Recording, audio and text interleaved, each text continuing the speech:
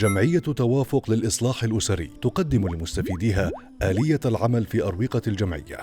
أولاً، يتم استقبالكم من مصلح مؤهل وحاصل على شهادة وسيط دولي، كل طرف على حدة.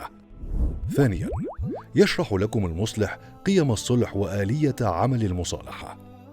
ثالثاً، يتم شرح المشكلة من خلال أسئلة المصلح للمستفيد. رابعاً، يتم تحديد الشروط المشتركة بين الطرفين بعد أن يدير المصلح التفاوض بين الطرفين. خامساً، يتم كتابة وثيقة صلح وتوقيعها بتراضي الطرفين ورفعها للمحكمة. سادساً، إذا تعذر الصلح نلجأ إلى التحكيم. جمعية توافق للإصلاح الأسري بالمدينة المنورة.